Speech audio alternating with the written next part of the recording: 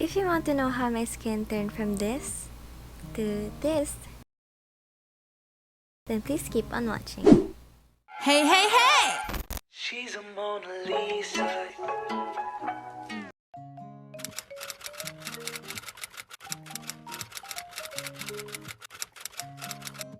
Hey, it's Kira. Welcome back to my channel. Today, I'm going to share with you how I got rid of my comedonal acne or yung mas kilala bilang blackheads or whiteheads. So, a little background story muna bago ako mag-start. Mga mid or end ata ng August, nag-start na magkaroon ng mga tiny bumps dito sa gitna. Dito sila una nagkumpulan. So, that time, di ko muna siya pinansin kasi number one, hindi ko naman alam kung ano yung nandun sa mukha ko.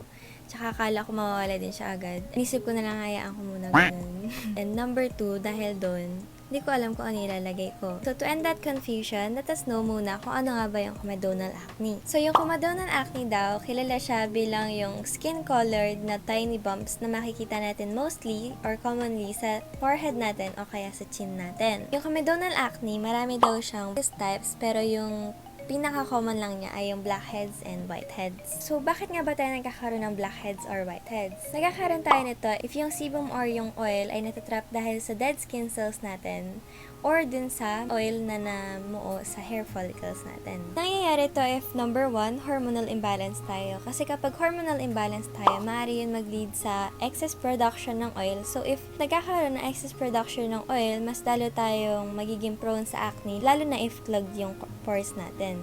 Number 2, slow skin turnover. Ito yung tinatawag natin sa skin natin pag bumabagal mag-create ng new skin cell para mapalitan yung dead skin cells natin habang tumatanda tayo. 3, overexfoliation. Kapag kasi na-overexfoliate natin yung skin natin, maaari natin itong ma-irritate or mag-dry out which can lead to excess production ng oil. Dito na lang mag-exfoliate para safe.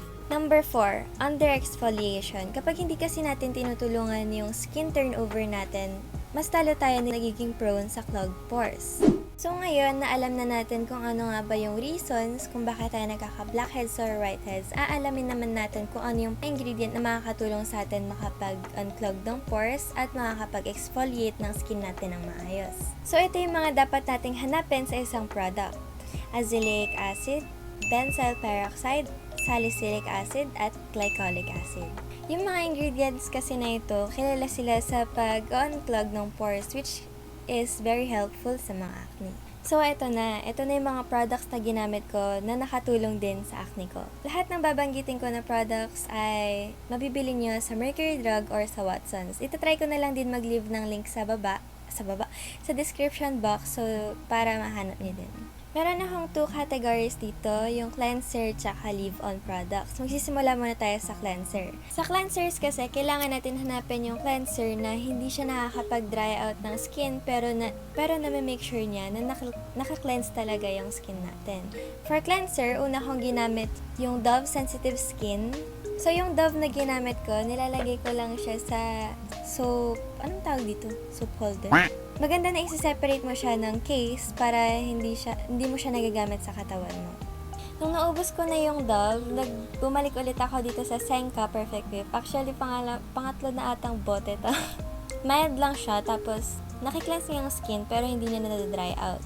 So, yung next naman na ginamit ko is itong Senka Perfect Whip na Acne Care. Nag-switch ako dito kasi nalaman ko na may salicylic pala siya. Which, kagaya ng sinabi ko kanina, makakatulong siya sa acne natin na makapag-cleanse or makapag-unclog ng pores. So, next naman, for leave-on products, meron akong ginamit na ointment, serum, and sunscreen. For ointment, ito yung benzyl peroxide ng Duac at itong hydroxy acid ng Celetec. Itong benzyl peroxide yung una kong ginamit para i-treat yung acne ko. Pero namahalan kasi ako sa price niya, kaya buti sinadjust din ng ate ko yung Celetec. Itong benzyl peroxide kasi mabibili mo siya ng 1.5 for 15 grams. Pero itong Celetec, meron sila ng 449 pesos na 15 ml. Maganda tong benzyl peroxide and salicylic acid kasi number 1, oil soluble sila, which means kaya nilang i-dry out yung mga sebum na na-build out sa hair follicles natin at kaya din nilang exfoliate by drying out the spot. So since ointment lang tong dalawang binanggit ko, spot treatment lang dapat sila. So if nag-spot treatment ka, be sure na lang na sakto lang yung nilalagay mo kasi Nung mga first 1 week ko, medyo madami yung paglagay ko, pero wala din siyang pagkakaiba kaysa dun sa right amount lang. So, imbes na gawin mo yun, siguraduhin mo na lang na right amount lang para hindi sayang. For serum naman, gumamit ako nitong Lux Organics Miracle Repair Serum with 4%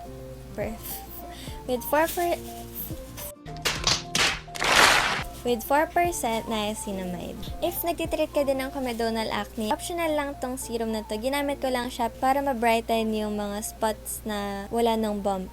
Spot treatment lang din yung pagkagamit ko sa serum na to kasi since 'di ba may ointment pa yung ibang parts. Ayoko kasi mag-overlap sila kasi hindi ko sure kung may reaction ba silang pareho. So if kunwari may spot ako dito na gustong i-brighten, ito lang ilalagyan ko tapos ayan, the rest may ointment na.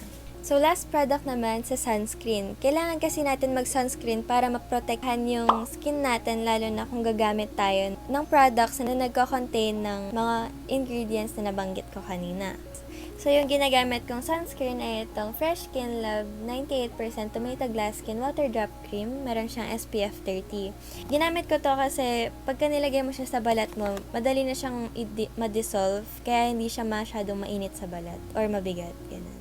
So ngayon na alam na natin kung ano yung mga gagamitin nating products, ano naman yung mga dapat natin gawin habang tinitreat yung acne natin. So for me, ginagamit ko tong products na to twice a day, morning tsaka night. Next, be sure na ginagamit mo lang yung products na kailangan ng skin mo, lalo na kung may acne ka. Kasi misuse of skincare products can lead to acne din. So, baka lumala lang din yung acne mo kung may product ka naman na nilalagay tapos di naman kailangan. Kung kaya lang natin magstay muna sa bahay, magstay muna tayo kasi yung mask kasi nakakalid din siya sa mask ni. To be honest, tong first month kong ginamit yung mga ointment, nagkaroon naman ng changes kaso lumala siya dahil sa mask ni. So kung kaya mo naman magstay sa bahay para mas maging safe, diba? Safe ka na tapos wala ka pang mask ni, mas maganda. Next, set a proper sleeping schedule. Dahil iwas puyat na. Nakaka-apekto kasi to sa hormones natin. So kagaya nung kanina, if hormonal imbalance tayo, pwede itong mag-result sa acne. Yung proper sleeping kasi, nakakatulong din to sa pag-restore ng damaged skin cells natin. Dito din daw yung time na nakakapag-rebuild ng collagen yung skin natin. Next, refrain from eating fried foods. Iwas muna tayo sa mga fishball seals. To be honest, hindi ko naman in-stop, as in stop talaga yung mga fried foods, pero keep it minimal as possible na lang siguro. Refrain from consuming dairy foods. Kung kagaya mo din ako na hindi maiiwasan yung gatas tsaka cheese, keep it minimal na lang din. Tsaka buti sinabi nila Ate Queen na kung mahilig ka sa milk, pwede ka naman mag-switch to almond milk or soya milk. Next, water. Alam ko ang cliche na nito sa mga tips na mga binibigay, pero kasi kapag tayo nang inom ng water, nakakatulong to sa pag-detoxify ng body natin. Nakakatulong din to sa pag-hydrate ng skin natin, which can lead to plump and moist skin. So, diba, hydrated ka na maganda ka pa. So, yun yung mga dapat natin gawin habang tinitreat natin yung acne natin. So, before this video ends, gusto ko lang mag-thank you kay Ate Queen for sharing her tips. Actually, halos lahat ng tips dito nang galing kay Ate Queen. You can check out my sister's channel here, Queen Elijah, for more tips. Kay Ate Bianca and kay Daddy na nagbibigay sa akin ng pang skincare. That's it for today's video. Thank you so much for watching. See you on the next video. Bye!